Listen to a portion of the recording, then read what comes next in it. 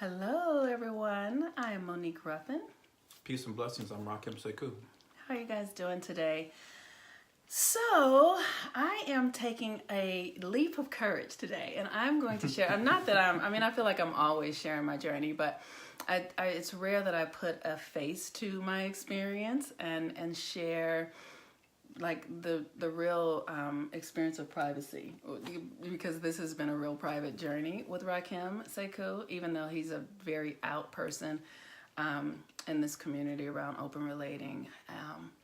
But I wanted today to take some time to talk about how Rakhem has supported me in my journey of healing and where I come from. Like it's been it's been so deeply personal and healing and transformational.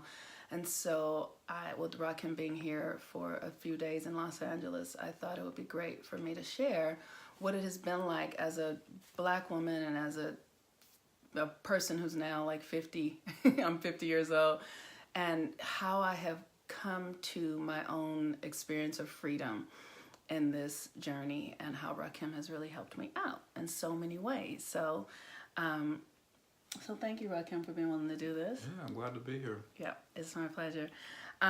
So let me start by saying that I met Rakhem and Kenya in person when they were on the Ricky Lake show. Do you remember when that was? Was that the first time we met? Yeah, it was the first time we met in person. Okay. But do you remember how long ago that was? It was like, what, 2014? Okay, great. Is that all? No, it's like 13, right? Okay. But we have been Facebook friends because I started doing the moon work in like my first, like in my phone at like 2009. Wow. 2009, 2010 is when I started doing the moon work. So I was already connected with you all. Mm-hmm. And when I met them in person, I had just gotten a divorce, and my relationship with my ex-husband had sparked inside of me some conversations about who I really was, if I was monogamous or not. And the reason that it had sparked that in me is because early on in my relationship to my husband, I started a program and was attracted to another man in my marriage. And being attracted to another man kind of freaked me out because I believed that when I got married that I would never be attracted to another man. Mm-hmm. Isn't that funny? Yeah. Like I really believed that the way marriage was spun to me as a human being, just as a woman, that I would find somebody and experience happily ever after. And that would mean that I would never be attracted to another man. I wouldn't desire another man, that there would be nothing about my life that would require a connection to anyone else. And so when I found myself attracted to another man, I went to my husband, which felt like the thing to do, to go to him and say, hey, like, this is interesting, right? Like, I'm attracted to this other man and we're married. And what does that mean, right? And when he heard me say that, his response to me was, keep that to yourself. Literally, he said, keep that shit to yourself, which I really today, at the time when he said it, it hurt my feelings because I felt like my friend wasn't being a friend. Mm-hmm. And, but today I get it. I didn't get it then. And what it did was it sent me into an internal experience of asking about everything. Well, what is marriage? And what have I been told? And what's really true for me? And why am I struggling to have this thing that the culture says will give me like happiness beyond anything I ever wanted, but then I get inside of it and I'm not experiencing happiness beyond anything I ever wanted. I'm experiencing confusion and it feels like all my wounds came up from my family and I just was at odds with myself. And so when we broke up, I saw a picture of Rakhem and Kenya. Like there was something about Rakhem that I was like literally, Like, I remember, it's the weirdest thing. I'm so not this one, but it's so weird. Like, I literally saw a picture of he and Kenya together, and Kenya had on that pretty black dress, which I loved, and Rakhem had on a suit. And I remember looking into Rakhem's eyes and, like, starting to cry. It was so fascinating. And realizing that, I needed to meet this man. I needed to meet all of them, but I really needed, like, there was something that I was going to get in this experience. Hey, Kelly. Hey, everyone. I just want to say hello. And so I started doing the work with them. Mm-hmm. But more than that, I'm gonna be pretty. Let's do a deep dive. Right, exactly. So Rakhem and I, we all went to dinner. We went to have sushi. Rakhem and Kenya and I went to have sushi. So Rakhem probably doesn't remember, and the reason he doesn't, because his life is open. But it's more impactful to me because it was my first experience like this. I had never had an experience that gave me this much freedom, and I grew up as a Christian believing that sex outside of marriage was a sin. Even though I knew that didn't make sense, the belief imprisoned me. And sex with a man who was married was going to, like, send me to hell. Like, that's what I really believed. So we had gone to have dinner at a sushi restaurant, Rakhem, Kenya, and myself.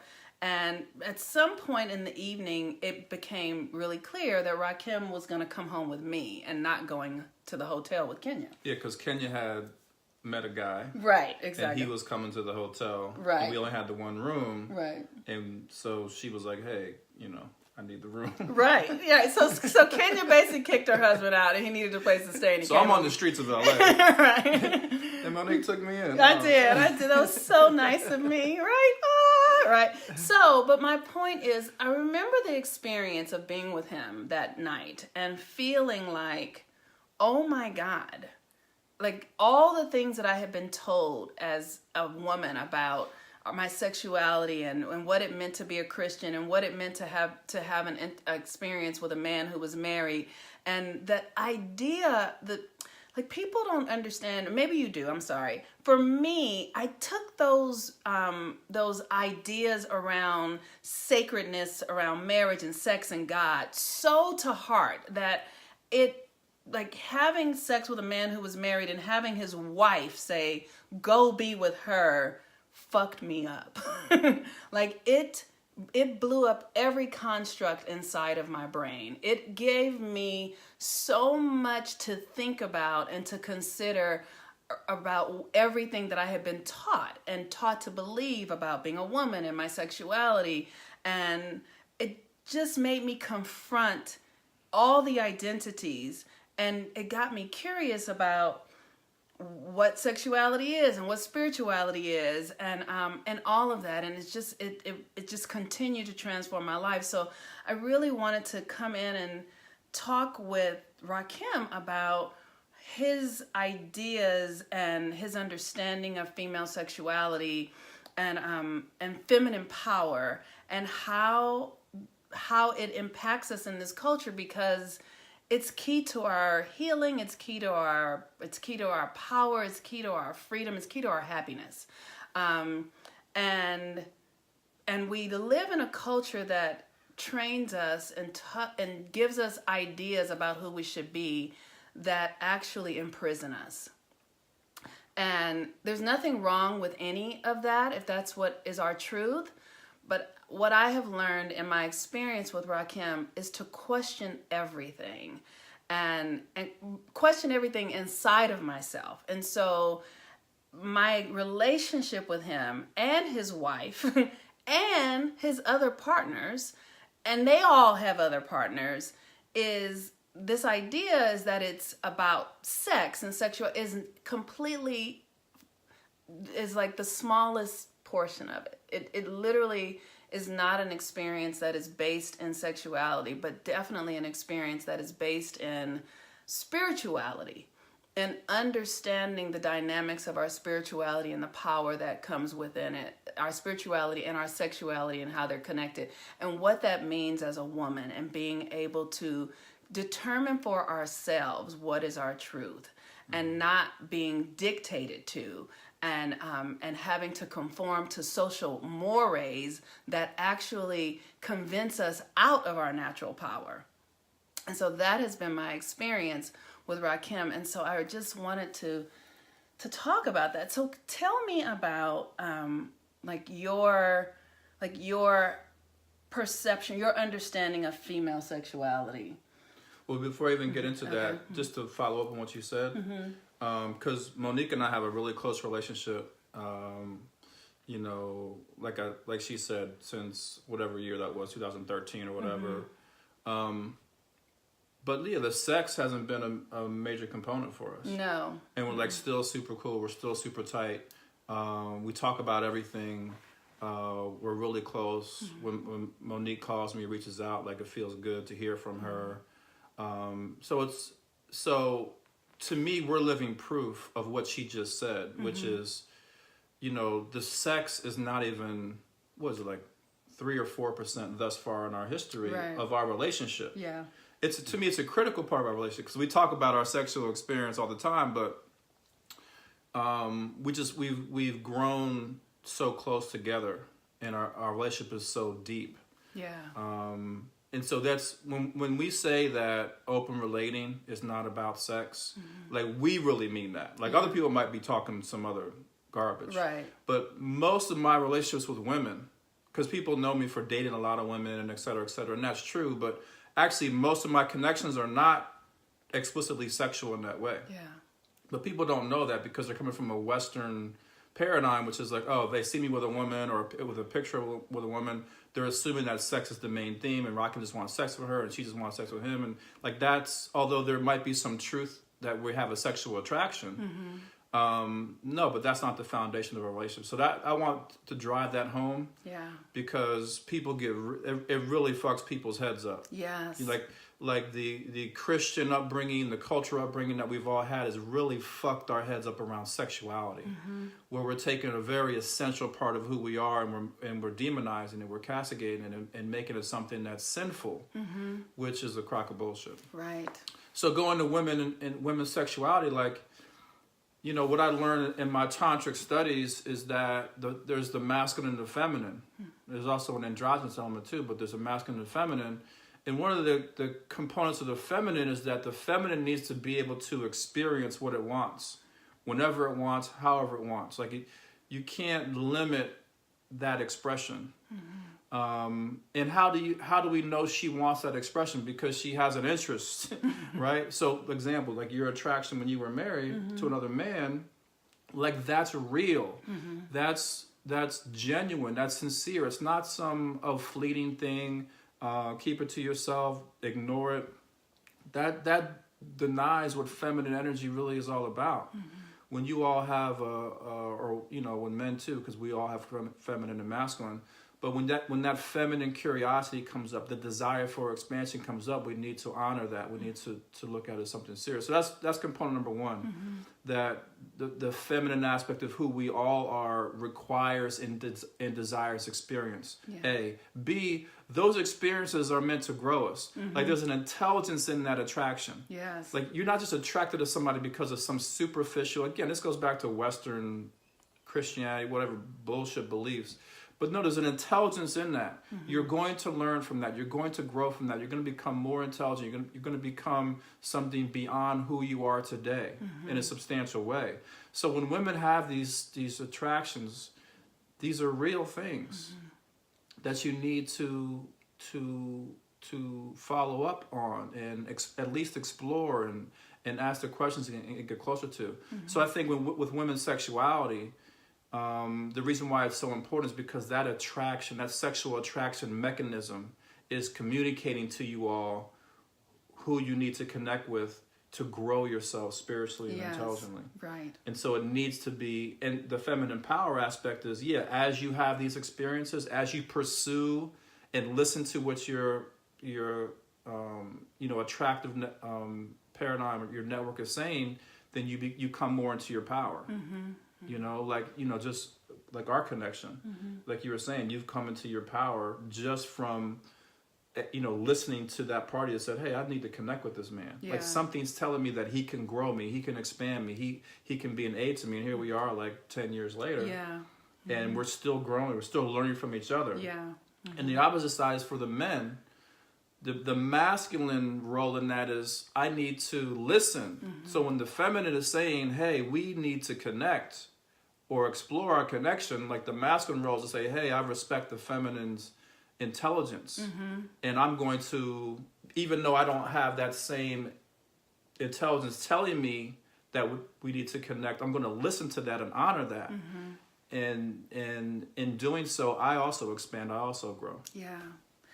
I think the thing that's so beautiful is that it's about, as a woman, I've learned to trust myself. Like one of the greatest gifts that I get from my experience with Rakhem is this vast opportunity to trust my thoughts, trust my intuition.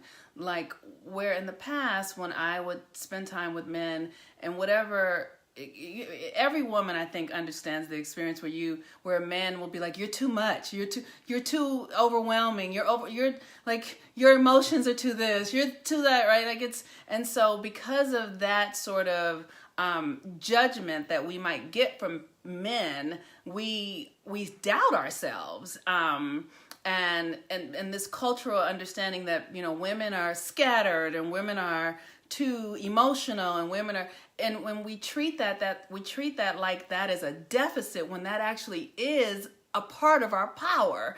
And one of the things that Rakhem has done is he gives me the space to honor the whim or what feels like, crazy thoughts, or like he never says that's too much.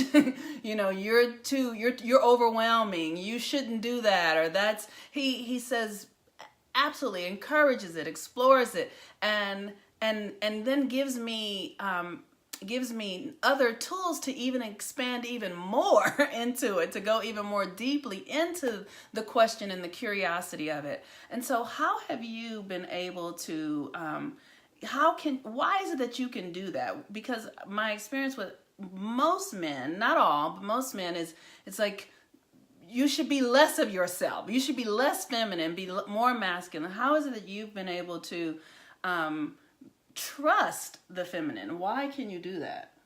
Well, like I said, when the feminine chooses the masculine, there's a lesson in it for the masculine as well. So, I know that when a woman comes into my life, I'm going to have to embrace a part of myself that, I probably haven't allowed to grow. And that's when men say that, oh, she's too much or whatever, that's part of the growth that men need to go through. No, you're being asked to go on to expand your masculine essence and to be more, to show up in a larger way than you have in the past. Yes, she is more than the women you've dealt with in the past. Not because those women in the past didn't want to show up greater, but they, for whatever reason, they held that in. So, but you met someone new, and now you have to expand yourself. You've got to expand your leadership ability. You got to expand, your monk aspect, which is your wisdom ability to be able to help guide, that relationship. You got to expand your negotiator ability, your ability to communicate and say the things that need to be said at the proper times. So all those things are being called into question and being asked to grow and expand. So I know for me, it's always a lesson. Just like as a teacher, I don't go into a teacher-student relationship thinking I'm, like hierarchically I'm above this person. No, we're both going to teach and we're both going to learn. But we're going to play particular roles in how we exchange that information. So for me, that's what it is. I know that the feminine and masculine are equal. I know that when they come together in a seamless way, it creates a vortex of power and energy and higher consciousness. And so I approach it from that perspective, if that makes sense. Yeah, that's really powerful. One of the things that has been very significant for me is the opportunity to give myself the permission to question everything I've ever believed and throw shit out. Just really ask myself. And it's like I want to say that like I I am not saying that, oh gosh, what do I want to really, I want to be in my truth, right? So just giving myself the permission to confront the constructs that women have been given as our truth and reality. I know, so when I got divorced, immediately I started dating someone else. Not immediately, but pretty soon after I started dating someone else, and I realized that my mind started to tell me, oh my God, I need to get married, I need to get married, I need to get married, when I had just come out of a marriage and I had seen the truth about marriage in the marriage. Not the and when I say the truth about marriage, I saw really clearly that marriage as a paradigm is sold, and it's not true. Like, there is no happily ever after. No man is gonna come and save me. The Cinderella story is really one that disempowers women and has us putting our power outside of ourselves, waiting for somebody to come to take us to where we want to be. And so when I was married, I realized all of a sudden, like, this is the thing since I was 13 years old that I have been told is going to be the saving grace of my life. And it is absolutely false. And like, people might say, well, maybe because you married the wrong one. No, because in this system, you can only attract your likeness, right? So he wasn't the wrong one. He was exactly the right one. And in that marriage, I realized that marriage, as we are sold it, and the construct that we are in, is an illusionary system that doesn't work. So giving myself the permission to really go against the tradition, because every fucking woman I know is like looking for some man to come and save her. And it's a like, you hear my energy in it because it's so disempowering. Like, I realize that at the deepest level of my psyche, that even still today, there's a part of me and every single woman where we are waiting for somebody to come and fucking rescue us. That's why we have the Me Too movement. That's why we're having all of this stuff going on now. Because if you would tell yourself the truth, and many of us can't tell ourselves the truth this much because it shatters everything you believe about yourself. But if you tell yourself the truth, we are waiting on Prince Charming to come and give us the life that we absolutely believe we deserve and desire, and knowing, and we're putting ourselves on hold. And so when I caught myself doing that shit, when I caught it, it just blew me away. And I have been, so I feel like I'm losing my point. Let me go back into my heart here. It's all related. You know, it's all, that's the crux of it. Right. You know? That small box called marriage that Disney sold us, and again, this modern culture sells us. Mm-hmm. You know, the human spirit cannot fit into that box. Right. You know what I'm saying? Right. Like, and we are sold that as a lie. Mm-hmm. You know, it's absolutely not true. It limits us. In many ways. No, you can have a partnership, a life partnership with another human being, and you guys come together. But what I'm saying is the confines of marriage as it's been sold to us is a lie. Right. We can't live inside that. We can't exist inside it as human beings. Now, we can force ourselves to do it. Right. But you have to give up something in order to do it. Right. And the thing that I found is that it's like, so my energy as a woman, the feminine energy, it's so expansive. Like, when you get to know yourself, right, really know who you are and feel your own energetic frequency, my energy is extraordinarily expansive. And so to try to fit in the confines of, like, this man is going to be the only man that you ever connect to for the rest of your life in any way. Like, I know people who feel like you can't be friends with other men when you get married. Like, that would I may as well commit suicide if that's what I'm going to agree to. That I'm not going to be friends with other men if I get married. That I'm not going to be attracted to, because it's just against my nature as a human being to not be able to explore that, and it hampers your creativity and your capacity to be creative, and and it infringed upon my self-esteem and the way I felt about myself at a very deep level. And here's the thing, if we want to function as we're meant to function, we are creative beings naturally. And creativity means that we are constantly taking something that exists and making it into something new, right? Like it's a constant state of being creative. It means you take something and then you create it into something different. And so to be forced into one way of doing things and doing it that way for 20 years, 30 years, 40 years, without allowing yourself to question it and recreate it and ask questions and be curious about it, means that you allow yourself to start dying. Your energy will actually begin to die. And in that, we start to become ill. Like I talk to women all the time who've been in long-term marriages whose vaginas don't get wet anymore because they need some new peen. Yeah. All they need, I always say, just go get another lover. I promise you. And here's the thing, and do it in a way that's open, because because for me, everybody's different. For me, if I'm not telling the truth about what I'm feeling internally, then I'm still cutting myself off. So I need to be able to say to my partner, I'm going to go get another lover, because that is a part of the experience. To be able to tell the truth is a part of the experience, you know? And so as women, we need that, because that is a part of our creative power.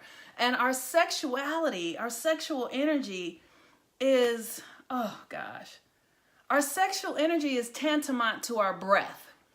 Our sexual energy is tantamount to our thinking. Our sexual energy is tantamount to everything that we do. We cannot separate ourselves from our sexual energy. And so when I met Rakhem and Kenya, and I have studied with a lot of amazing teachers. Like I studied with Michael Beckwith at Agape for years. I studied with William and Mary, Ron and Mary Holnick at the University of Santa Monica. And all of these places are amazing, but none of them address our human sexuality. And when human sexuality is not addressed in your spirituality, it goes into the shadows. And so then you are in environments where people are having secret affairs, where children are being molested, where the abuse is occurring, because you are skipping over an aspect of ourselves that is greater than we even understand. And so how is it that you and Kenya were able to come into the understanding that human sexuality has to be addressed on a regular basis? Well, yeah, I mean, because we experienced it in our marriage. Mm-hmm. We had the same or similar path, where Kenya had, like in year 4 of our marriage, she had an attraction for another man. Mm-hmm. She was having dreams about him and stuff like that. So she brought it to me. And she brought it to our marriage conference, and we talked about it. Mm-hmm. So that was our first experience. And then 4 years after that, I had the experience where I'm attracted to another woman, and I brought it to her. Mm-hmm. And, you know, so the reality is it's real. Right. But in addition to our experience, every married person we know, right. My parents, right. My wife's parents, all these people, they have some kind of interaction with other people, whether it's infidelity or cheating or like something's going on. There's divorces all over the place. Mm-hmm. And at the core of all that is some kind of suppressed sexuality. Right. So we realize, it's like, what the fuck is going on with this marriage thing? Mm-hmm. First of all, we're like, why do we feel the way we feel? Because we were told the same thing you all were told. Like, when you get married, all that attraction goes away. You live happily ever after. And none of that happened. Mm-hmm. You see what I'm saying? Right. And so it's so obvious that sex and human sexuality is the big elephant in the room. It's killing marriages. It's killing communities. I mean, it's killing religion. It's killing all that stuff. Mm-hmm. And I agree with you. Like, if you have some kind of spiritual system or whatever, and you're not talking about sexuality and you're teaching it, then you are completely and totally missing the point. Like Right. you are just, spirituality and sexuality go hand in hand. Spirituality is about you. It's about you becoming God or goddess. It's about you being a creative being. Well, the sexual force is the creative force inside of us as human beings. Right. Period, point blank. I mean, that's the foundation of how it is that we recreate or we create in the world. So if you're leaving out sexuality and you've got some kind of fucked up beliefs around it, and you know what I'm saying, then you're doing more harm than you're doing good to people.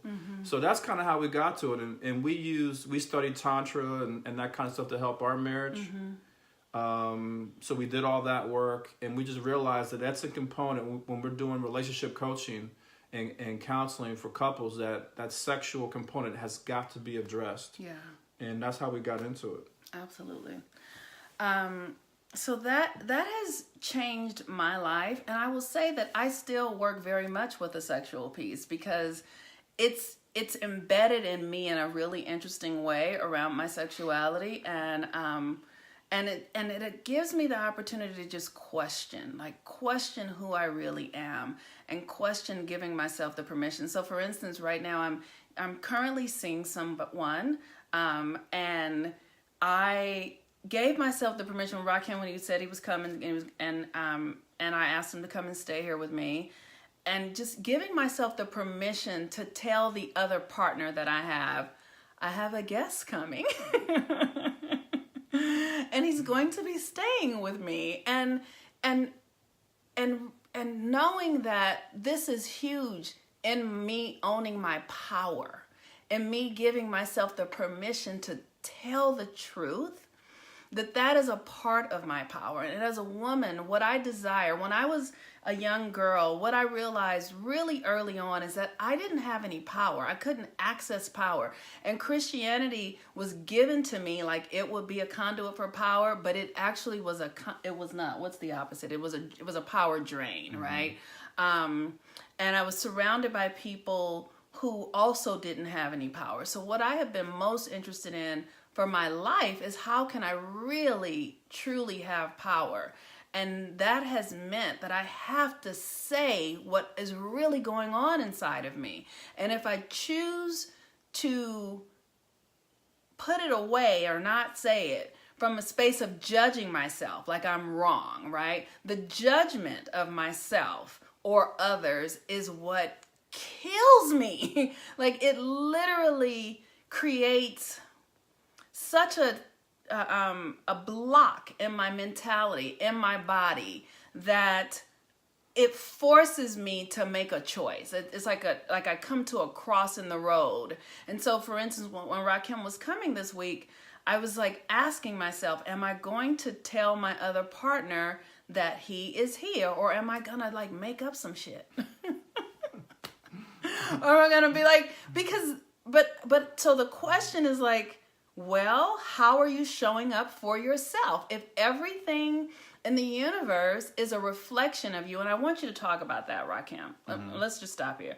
Talk about the reflection component of the universe so that people can understand that they're only attracting their likeness. Yeah, I mean, we were talking about this morning, You don't know where to start. Okay. Yeah, because it's like people have within Jujumam and what we teach, we are the center of our world. We're the center of our universe. Everything that we experience, everything that we're observing in the world actually comes from us.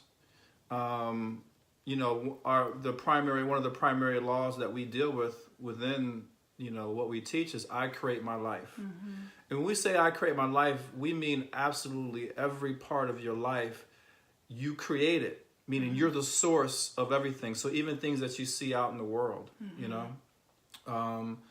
it's your world, it's your life. You manifested it. You manifested the president. You manifested what's taking place in all the countries around you. You manifested your family life. You manifested whatever's going on with you physically. Like it's all your manifestation, right? And so your perspective on different things in your life is it substantiates that fact. So, for example, I manifested a world that has racism in it, and has sexism, and has, classism, and all these things, nationalism, right? Now, how do I know I manifested that? I know I manifested because I have those tendencies within me. I still look at people and pass judgment based on the race that they belong to, or based on their gender, or based on their nationality, or their class, et cetera, et cetera. Like that's who I am. I'm not separate from that. If I didn't have those tendencies within me, then the world that I would live in would not have any racism or classism or sexism. So to repair the world is to repair myself, is to repair me. It's to work on me as an individual, and deal with the internal conflicts that I have within here and in my heart and in my soul, yes. Right? And so when you talk about, we attract who we're vibrating with, yeah, it's like, whatever dominates my thought process and my energetic process at this time will be reflected in who I draw to me. The quality of the person that I end up meeting and dating, how they show up in my life, those types of things. That is me. This whole concept that life is chaos and randomness, and like all these things are happening, and I just so happen to meet somebody, and they happen to be a quote unquote bad person, or they were a liar, they didn't tell the truth, or they cheated, or whatever, and that's totally outside of who I am, is a false narrative. No, that is who you are.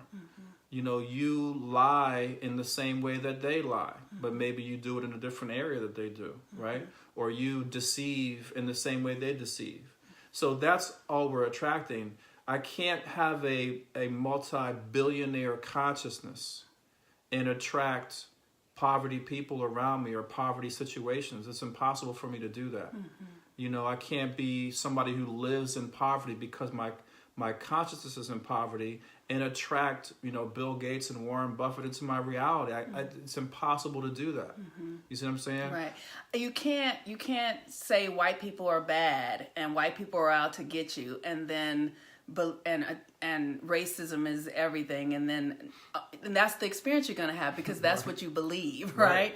Okay. You're going to see police brutality. You're going to see, racial incidents. You're going to see all the things that you want to see to justify your belief system. Right. That's how it works. Because you're manifesting your reality to reflect and justify what you really are, who you are, what you believe, etc. So that's what we talk about with the vibrational match. Right. And that's law of attraction on fleek.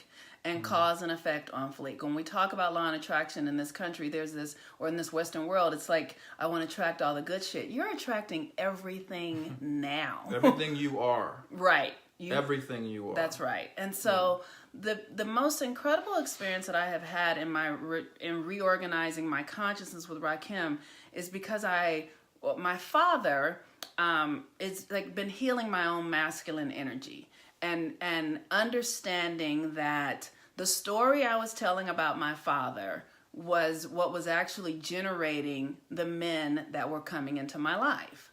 So I had a story that my father was violent and unavailable and crazy and insane and, all that sort of stuff.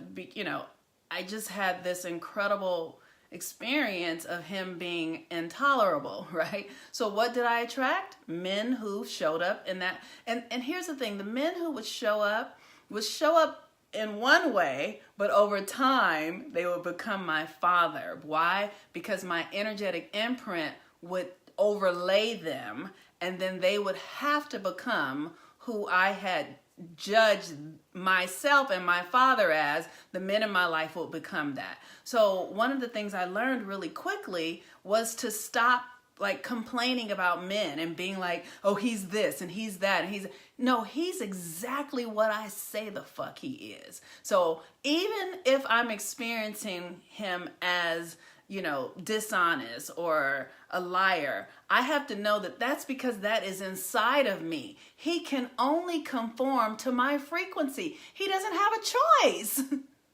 That's how powerful the feminine is. We make them into what we think them and what we call them. We speak them into reality. And if we don't understand that we are creating this reality, then we don't know how to use our power.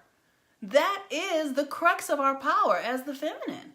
Like that internal belief system, because the feminine is deeply internal, what you believe inside of yourself, what you are holding as your core beliefs has to show up in your reality on the outside.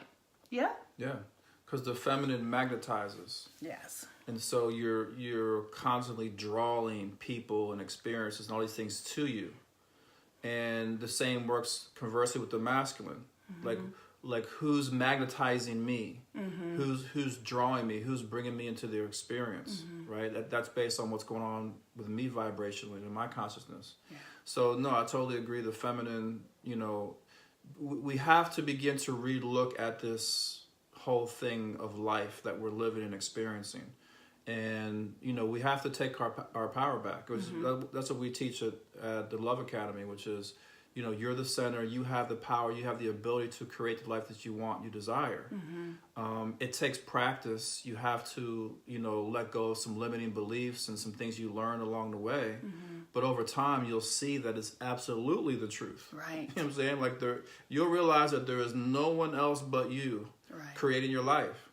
You can look at all your partners that you've had, your experiences. You can look at the similarities and the patterns within them. And you can realize, there's some serious commonalities that are taking place. What's the common denominator? It's me. Right. And so that's what we're talking about. That's what we're teaching. Absolutely. And so to that end, I run the Moon Room, the MMS at Juju Mama. And astrology, oh gosh. I don't even know where to start with astrology. And so let me just say that I'm a person that needs a spiritual practice. So Christianity and most people of color need a spiritual practice. It's how we're designed. Our power is in our spiritual nature. I believe, and I'm not saying this is true, and maybe Rakhem has a different belief, I don't know. But I believe that every race we're all human, but we're all genetically different. And as Black people who have melanin in we all have melanin, but the type of melanin we have, the amount of it connects us to the spiritual realms. And what happened is Christianity usurped our spiritual understanding in a way that doesn't serve us. It took the power outside of us rather than putting it inside of us. And so that's how that system drains us of power, because it has us believing that someone outside of us needs our worship and praise in order for us to get what we desire. And that is an illusion. That system is based in a lie, right? Yeah. And so because it's based in a lie, it's like eating McDonald's every day, like you're eating food that doesn't have any nutrients, right? So it's important to understand and see how it works. So when I was a Christian, I was really clear that, it's telling me to follow these steps. And when I follow these steps, the results don't pan out. Why is that? Why can't I pray in the name of Jesus and actually get what I'm at? Because the idea is that Jesus is outside of me, that I need to do something to deserve Jesus's love, and that in and of itself is the missing link, because you don't need to do anything to deserve the power that is yours innately. There's nothing you can do to earn it. You need to learn how to use it. You need to learn how it functions, but there's nothing you need to do to earn it. So that in and of itself is a way that our power is completely usurped and denied. And we do it to ourselves. Yes. So the moon work is what has helped me understand how this system works. So first of all, there are laws in this system. And the first and foremost is as above, so below. If you cannot get with as above, so below, if you don't understand what as above, so below means, then you are just a slave. It's as simple as that. I'm still a slave in areas of my life because there are places where I can't catch it, where I can't really get it in my mind that I'm creating this and generating this. That it's showing up because internally, above, in my mind, above, I am holding that I'm out of integrity, and so I'm missing it still. But the moon work helps us understand that this is a system that what's going on out there has to first be anchored in here. And so whatever we're seeing out there is a projection from inside of us. And the moon work, which Rakhem created. I mean, he didn't create the moon. Well, maybe he did create the moon, right? We all created the moon. We all created the moon. We all did. We all create. We're all responsible for it. But the system that he created to help us do the work is just, goodness gracious. When I tell you it's the best, if Jesus was real, this is what it would be like, right? And here's why, because it has these steps that allow us to look at ourselves each and every month. There's a cycle that allows us to align ourselves with this experience and become one with it so that we're not at odds with ourselves. And the moon work is just profound, and it's fun. And it works. Where Christianity didn't get me the things that I actually wanted, it did help me learn that my power was being used incorrectly. So I appreciate that. But the moon work helps me use my power correctly. And so can you talk about that a little bit? Yeah, because, the moon work, the way we talk about, the phases of the moon and the work we're doing is, it all just reflects a part of us. Mm-hmm. So we break the moon down into 9 phases, 8 chronological phases. And each of those phases represents a part of who we are. It represents a part of our manifestation ability. Mm-hmm. And so we get a chance to see where we need to be better or more during a particular phase, mm-hmm. right? And so when we go into a certain phase, we do particular work, we take certain steps, and based on how we do with those steps or how easy or difficult it is, it communicates back to us, okay, I have some resistance here, so I need to do a little bit more work mm-hmm. to bring that out of me. Mm-hmm. And so it just organizes everything in a very very neat way mm-hmm. that we can follow. It's easy to follow. I feel it's the same way that the ancients kind of organized things, using astrology and just kind of following mm-hmm. these maps, these many maps that astrology gives us to understand who we are mm-hmm. and to demonstrate who we are. The thing about the moon room that I love is that we are actually manifesting physical reality as an indication of whether or not we're in our power or not. Mm-hmm. And not just in terms of money, but also in terms of happiness and our spirituality, our relationships, et cetera, et cetera. So that's what it is. It's very powerful. I think people should check it out. Monique's been running the moon room for a while now. Mm-hmm. She's very learned in terms of the moon manifestation system, in terms of astrology in general, metaphysics. So I invite people to come out and check that out. She does a really good job. Mm-hmm. Thank you so much for that. Mm-hmm. So is there something else? Let me think.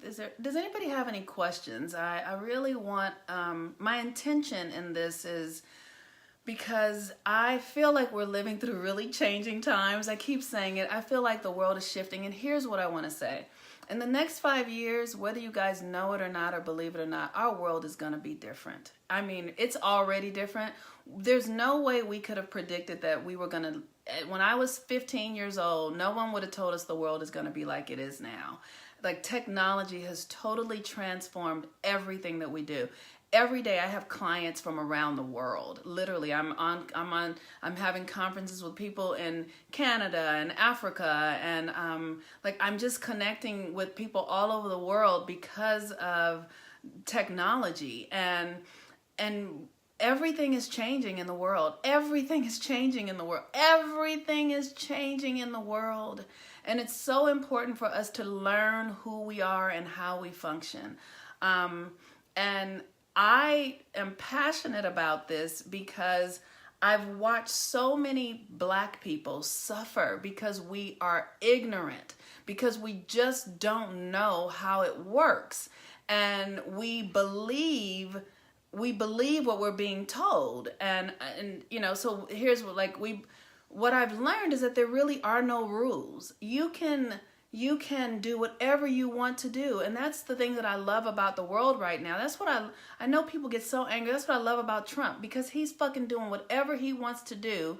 And whether it be criminal or not, that's how the world really is. This morality thing that we have is born out of this Western European construct that is a form of control. It's here to control us. It's not about freedom. It's not about power. It's about control and manipulation and division and keeping us trapped. And we created it, right? Because we create everything. So it's not about conspiracy theory. It's about understanding that the energy on the planet is changing now. And just like we created this old construct, we can create a new construct. But we have to question how we're showing up each and every day.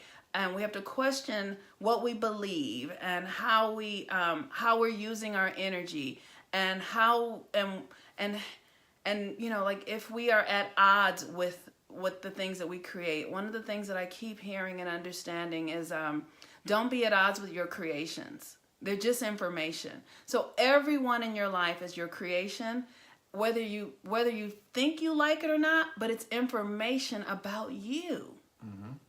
It's information about you. And if you can take it on like that and see like what's being informed in me right now. Like, it's important for us to get free. It's important for Black women, especially. So important for Black women to get free. And here's why. Because we're necessary to the creative component of the universe. We're a necessary component.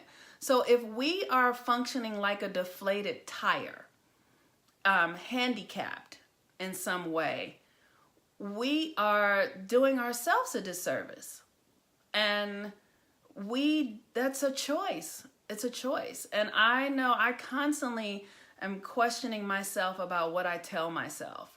I was talking with Rakhem yesterday about giving myself the permission to stop waiting on a husband to come and rescue me and save me. Stop waiting on Prince Charming and get myself in the motherfucking driver's seat. Stop trying to be a passenger. Stop, like this idea that somebody is coming is an illusion. Nobody is coming. You're here. And that's what I'm constantly asking myself. Can I give myself permission to function inside of my full power? And Rakhem is constantly encouraging me to do it. Like, sometimes he says shit that makes me so mad. I'd be like, fuck you, inside of myself. But I know I'm just saying that out loud. I do.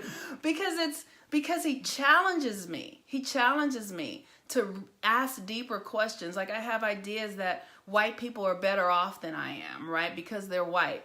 Or that people who have money are better off than I am. And when I go to him and I say that, he'll be like, what you do there? I say it's not true. It's not true. It's not true. You're judging these individuals, and we have absolutely no idea what people's struggles are, what they're going through. In addition to that, metaphysically, it's impossible. We all contain the same amount of everything, mm-hmm. the same amount of power, the same amount of ability to create our lives. Like, nobody has an advantage. I know it looks that way from the outside, mm-hmm. like, oh, they got money, he's got a Lamborghini, he's got a big house on the mountain, but it's not true. Mm-hmm. That's why, I told Monique the second highest law in spirituality is thou shalt not judge. If you judge other people, you're not only judging yourself, but you're acknowledging your ignorance, because you have no idea what's going on with these people. Mm-hmm. And I was telling Monique, that's why you have these other movements that are taking place in this country today, like the white male movements and the white female movements and all these things, because they're saying, like, what are you talking about? We've got an advantage. What are you talking about? We've got extra power. Like, no, we're suffering. We're in poverty. We don't have this. We're dealing with this opioid crisis. Like, all these things are going on. And the reason why is because, they don't have an advantage. Mm-hmm. From our standpoint, we might exercise our Black privilege and say they have advantage, because that helps us and it justifies us living in mediocrity and not achieving. But no, it's not. That's not true. Mm-hmm. So we need to get off of that. Mm-hmm. We are all God. We are all creator. We all have the ability to create our lives, and that's where we start. Mm-hmm. And when we come into contact with a belief that counters that counters our godliness, we need to challenge that belief. And we can find the source of where that belief came from and who implanted that within us, whether it's religion or our parents or whoever, and we need to rewrite that story.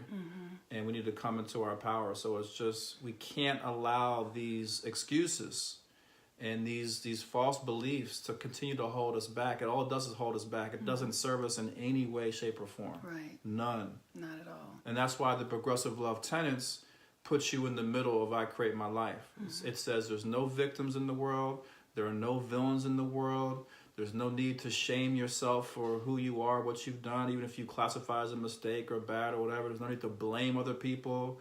You know, there's no need to cop out of life and just emotionally check out. There's no need to drop out and just leave and quit. And the purpose of everything that we're doing is growth. Right. And the benefit of that growth, the benefit of coming through all that is love. Yes. And I create my life. Well, I don't know that there's anything else to say. I really don't. We started out talking a lot about relationship stuff Right. with you and I, and went deep into metaphysics. That's how me and Monique do. Like, we get into this astrology and metaphysics and talk about all this stuff. Like, all of our conversations go that way. And they do. And some of it is because, like, I don't want to say it like private. Like, Rakhem is... I'm gonna be humble. Because I can be really in his private business, and I don't want to do that. But it is a really beautiful opportunity to learn and grow, and my relationship with him has transformed. It has transformed my sexuality. I'm able to be free. Freer, not entirely free, because I still hold judgment around my sexual desires because they are vast and unlimited, and I feel like if I behave in that way, people are not going to like me, so I'm still working on that. So I'm figuring that part out, but I'm getting better at it. But with Rakhem, I get to talk about that, like what my limitations are around my own sexuality, around my own desires, and he doesn't judge it at all. He doesn't make me wrong for it. He doesn't, his manhood doesn't shrink up because of my sexuality. And that empowers me. It's one of the things that has occurred in my life because of the freedom around my sexuality is that people come to me now and talk to me about all of their private stuff because I'm a safe space, because I'm not judging myself and I don't judge other people. So I have clients who come to me and share things that they've never felt safe telling anyone else. And that's because of the work that I've done inside of myself with Rakhem in the moon room and the sun work, and even with Kenya, right? Privately, like I have had experiences with Kenya. You know, people look at this open relating, and I have had the gift of having what people will call threesomes, right? Where it's me, a man, and another woman in an experience. And what I have learned, because I understand energy now, is that that's an opportunity to heal and learn. It's so not about freakdom. Maybe it is for others, and I don't think there's anything wrong with that. But for me, somebody who comes from an environment where there's been so much sexual repression, like it just breaks my heart, and where I've seen so much abuse around women's sexuality, to be in environments where people are having whole, sacred, loving sexual experiences with one another, telling the truth, giving one another permission to explore, to ask questions, to be with their shame, to be with their doubt, to be with their self-love, is an enormously freeing and healing and holistic experience. And it has changed my life. And I'm grateful. You know, I'm really grateful. I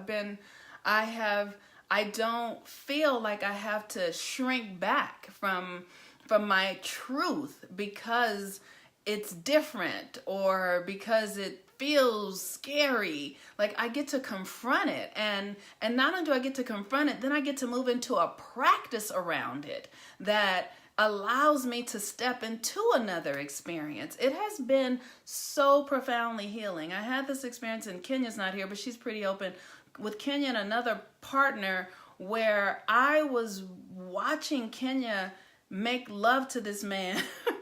He will probably not feel good about that, but it was an experience that healed me because I got to see a woman in her sexual power that was sacred. It's spiritual. It is deeply spiritual. And when I say spiritual, I mean there's an energy in it. There's an energetic that is not about penises and pussies. There is something soulful and ritualistic happening that up-levels the human spirit and reunites us with ourselves when we can go into those places that we hold judgment and shadow and go into those places with one another together to unify it. It's profound. It is profound. Spiritual. Yeah, it's spiritual. And so that is the crux of this experience that I have been having with Rakhem and other partners that I have in my life. What is Osumi said? Isn't sex supposed to be like that ideally? Yes, it is supposed to be like that ideally. And so I will say that when I first met Rakhem, one of the roles that he played, because I didn't have a pattern for a healthy, loving man in my life. I didn't have one. And he would come and spend time with me, and he would just step into that pattern. We go out, everywhere we went, he opened doors, held hands, did everything. I'm such a woman who does everything for herself because I grew up that way. It reorganized my brain to be with a man who's like, I got this. And he doesn't even say it. His energy shows up like, I got this. And it gave me the comfort to relax so that I could breathe and be in my creativity, be in my softness, be in my femininity for the purpose of creating. And that is what a man like Rakhem does. Osima says, makes sense, but it feels like the best thing, and that's everyone for sharing. And thanks everyone for sharing, yes. And so that has been extraordinarily healing to have that kind of experience, because in his patterning of that with me, now I attract men who show up like that because now I have an expectation. I have a mental imprint and a physiological experience of what it feels like. So now it's easier for me to draw men in who are that way and to reconfigure the men who are in my life into that experience, because my imprint will magnetize it to me. So he has helped me to do that. It's beautiful. Yeah.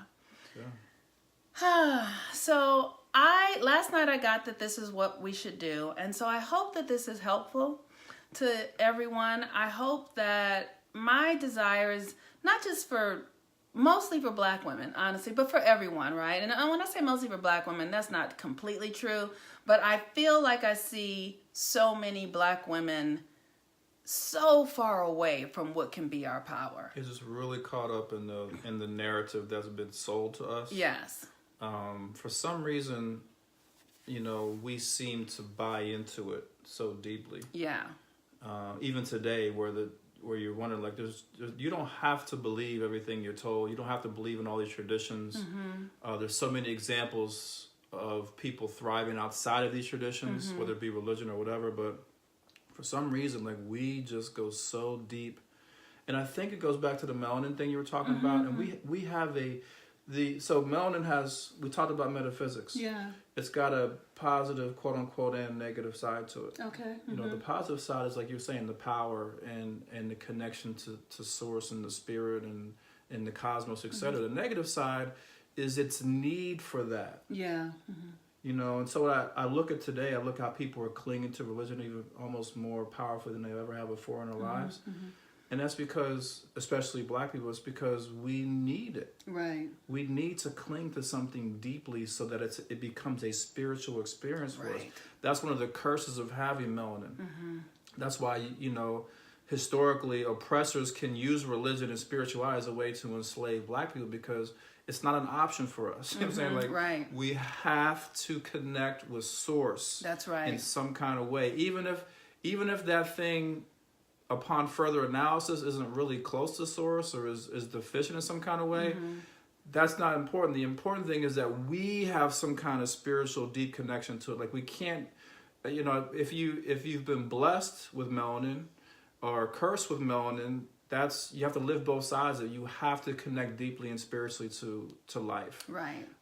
Which is why many of us get into spirituality or astrology or metaphysics or whatever. Like, we have to. Right. It can't just be about money. It can't just be about this physical thing. It can't just be about going to the movies. Like, that's not going to work for us.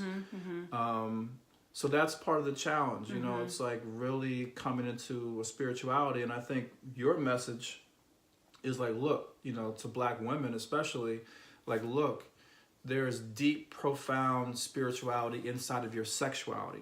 There's deep, profound spirituality inside of your femininity. Not like, again, not the femininity that's been sold to you or is being sold to you, like you're trying to be equal to a man. That's complete and total and utterly, that's ball bullshit. Yeah. Like, don't get into that. Right. Get into the real feminist movement, which is finding my maximum femininity as a woman and learning to wield her power, learning to come into my goddesshood. That should be the only feminist movement that's take place on the planet. You don't need to be equal to shit because you're already equal to everything. Right. Okay? Right. You already have the power to create your entire lives. Like, nobody can take anything away from you. It's all intact. So, you know, find your spirituality in that. How do I connect with what's symbolized by the planets, what's symbolized by Saturn and Jupiter and how that relates to my feminine essence. Right. And find that. And then when you find it, begin to wield it in the world. Right. You know, if you're concerned about things not looking a certain way or whatever, be the change. Right. When you adopt that spirituality, that feminine essence within yourself, you'll see the world start to change for the better. It changes. My entire life has changed. Like, literally, I don't work a 9-to-5 anymore. And it's been a process. It's been scary as fuck, but it's happening. I don't work a 9-to-5 because I use my full spiritual energy to create the world that I believe in. And it's profound. It's profound how it shows up. And so I'm grateful. I remember when I first met Rakhem, one of the first things I said to him was, when I was a little girl, I just always felt like I should be able to do magic. That is the thing that has me doing I have been trying to get the fuck to the magic space inside of me since I was 3 years old. And then they gave me Jesus and I thought that was it. So once I started undoing that, and now I'm actually experiencing magic every day. Something mystical and magical happens to me that I'm like, oh yeah, there it is. It's me. I'm in this experience of this universe where things are just starting to come to me. And they come, literally, I can think of something and it is there fucking almost instantaneously. But that is the use of my power. That didn't happen before. And it's happening because I study cycles. Rakhem is helping. And here's the thing that I love. There's something so powerful about a man who is not a slave to his fucking cock. I'm sorry, I had to say it like that, right? Because men, I get it, are slaves to their penises. And Rakhem is not. And so because of it, I can always trust that he's coming from a deep place of truth. Because he's not trying to get something ultimately that is about his sexual gratification. Like, it's almost like that's too small.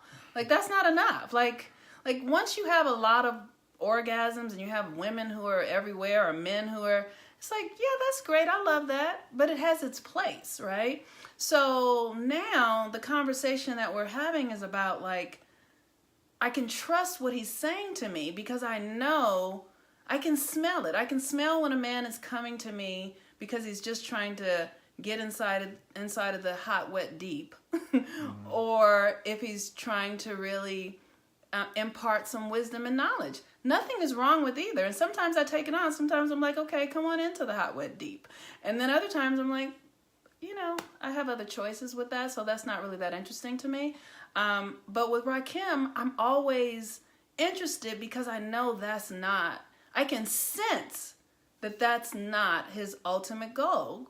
Because when a person is rich, you don't have to sell yourself for something that you feel like you're lacking. Does that make sense, y'all? Yeah.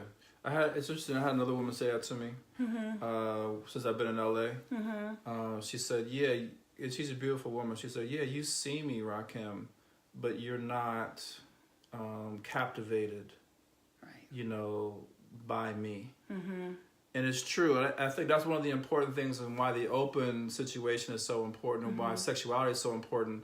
I think what would solve a lot of issues is if we all just fucked more and got more pussy and more dick and all that kind of stuff, because right now everyone's operating at such a deficit that there's a level of desperation out there. And when you're desperate, you create scenarios and you scheme and all this stuff happens, and that's where we get all this fucked up shit with the molestations and the rapes and people saying one thing like I love you and getting the sex and then leaving and ghosting, like all that. See, that narrative is screwing us over. Right.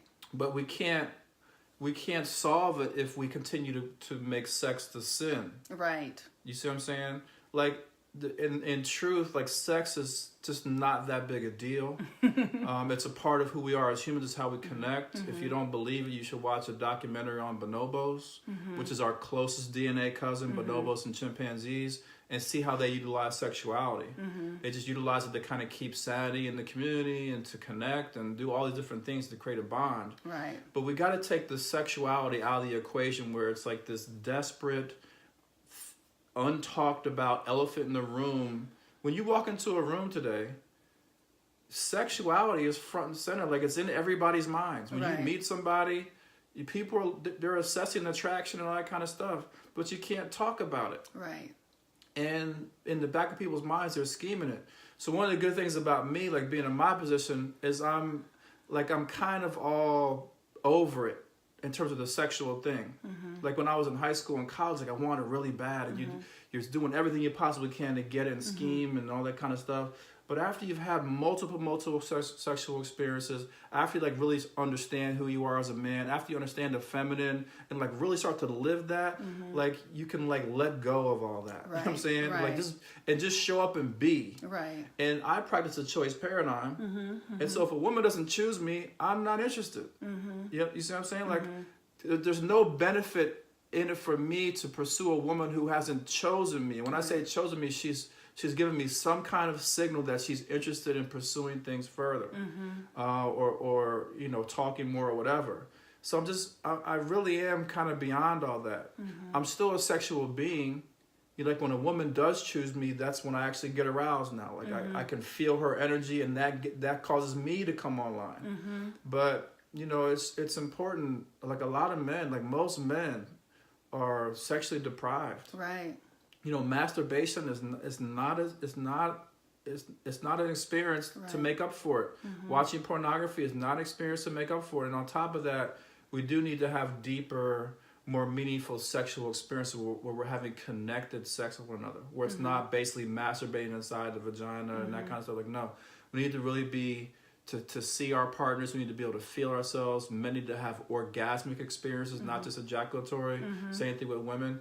So we need to expand that whole thing. And so I feel good about this time in my life where I can come into a space and be around women and just be, It just feels more peaceful to me as a man. I was in Starbucks yesterday before I came to see you. I was writing the book. And I was getting ready to leave, packing my stuff up. I look over and I see this woman, like, she's fucking beautiful, man. Like, just amazing. The body was like, I was like, oh my God.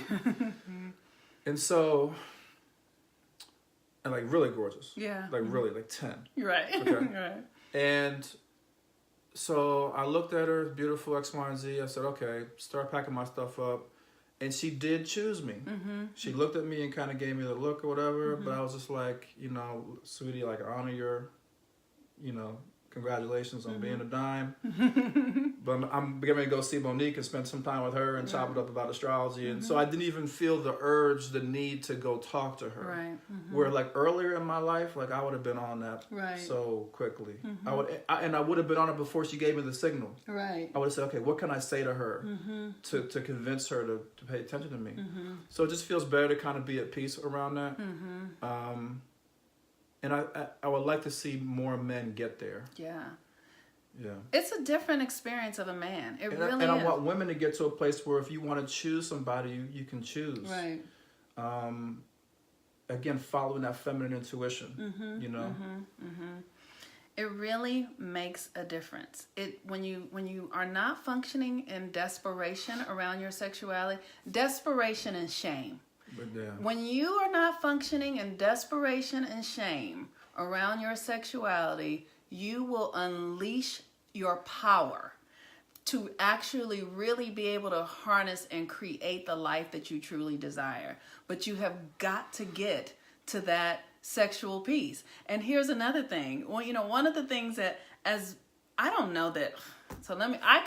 can sound really silly, but I feel like as people with melanin, because melanin is a conduit for electricity, for energy. So our sexual energy is really intense, right? It's very like, it's like that, right? And so when we don't activate it in a way that is healthy, it creates mental illness, it creates disease, it creates all sorts of disorders, depression, addictions, because you're just trying to mask it.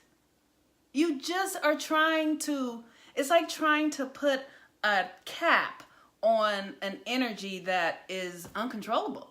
So you've got to learn how to work with it so that it doesn't own you. Does that make sense? It's powerful. Yeah. Yeah. It's important. Yeah. And it should be people's focus. Yeah. Suppressing your sexuality is not a solution. No. I know people find that to be a noble pursuit, even bragging about it and everything. That's not. And look, we all go through periods where like celibacy is great, and you fast on sex, you fast on food, you fast on everything in life. That's an important practice, but not connecting with your sexuality, especially if you've had trauma. Like running away from it. Creating excessive boundaries around it. That's not the solution. Yeah. We have to go on a journey where we're going to connect with our sexuality. And what that looks like ultimately is connecting with other human beings who we attract into our cipher. Because you're going to attract somebody who reflects where you actually are right now. And working on having profound sexual experiences is important.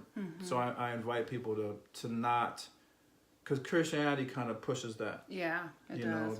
Just don't do it, leave it alone. And people kind of get into like their high and mighty ego, like, oh yeah, well I'm celibate or whatever. Like, no, that's okay if you want to do that journey, but that's not sexual empowerment. Right. It's not spiritual empowerment. Right. So I don't know why it just came to me, but I had to say that. No, it's really powerful. So with that, we really are about to go, for real. I'm glad we brought it back to relationships. Yes, I appreciate that.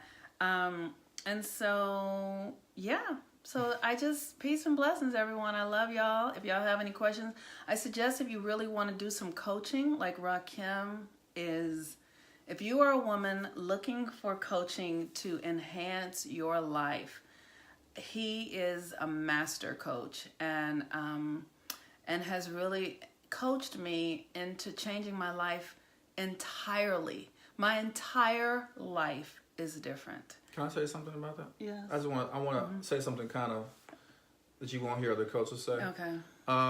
If you're a woman and you're not afraid to feel a sexual connection with me, like not that we're having sex, but that you're comfortable in your attraction to me, and that you're okay feeling like that buzz and feeling the energy, because I do tantra as a practice, and so you're going to feel something from me. So I really suggest that women who are looking to kind of be activated in a certain way, that they consider contacting me and having coaching with me. Mm-hmm. Because coaching for me is not just, everywhere I go, I'm affecting the room. Mm-hmm. I'm affecting people's energy. We all do that. Right. But because I've cultivated my energy in a certain way, because sexuality is a spiritual practice for me in Tantra, women you're going to feel something when you're in my presence, or when you're on the phone with me, or on a video conference. And I invite you to take that leap. Mm-hmm. Most people know that when it comes to like my knowledge and understanding information, like that's all there. Mm-hmm. Like we'll talk about what you need to do to get a husband or a life partner, or to expand your sexuality, or to manifest whatever it is you want to talk about. We'll deal with that, and we'll get results. Mm-hmm. But you also want to connect with somebody who you have some type of attraction for. And we see that with photography, right? Mm-hmm. So the best photography sessions go when the woman, let's say, is attracted to the male photographer, right? Because she's more open, she's open to what he's saying, and et cetera, et cetera. So I'm saying to say, don't fear sexual connection, embrace it. And if you don't feel that from me, if there's another male coach who you feel is knowledgeable, or female, then go ahead and pursue that. On the flip side, Monique is an amazing coach as well. Her voice is captivating. I said it to her yesterday. I said, your voice, like she was sharing a podcast with me. I said, your voice is amazing. It's sensual, it's seductive, it's very mature, it has wisdom in it. So I suggest her as a coach as well. She basically, to me, is like channeling information. She pulls insight from places you don't expect, for her to pull it. And I've also gotten really, really good feedback from her coaching. So I suggest that you all contact Monique for coaching as well. Thank you. So, thank you so much. I love this man. The work that I've done with him has transformed my life and has given me the permission to be myself more. And I think that every person, especially women, deserve and need and to have the kind of freedom that can be accessed when we know ourselves and love ourselves. So with that, I love you all so much. Peace and blessings, and I'm grateful. Peace and blessings. Bye, everybody. Bye-bye. Oh, and that's my cousin Dave. Dave, you missed it, right? Dave, you have to go listen. You missed it. Talk to you later. Bye, Kelly.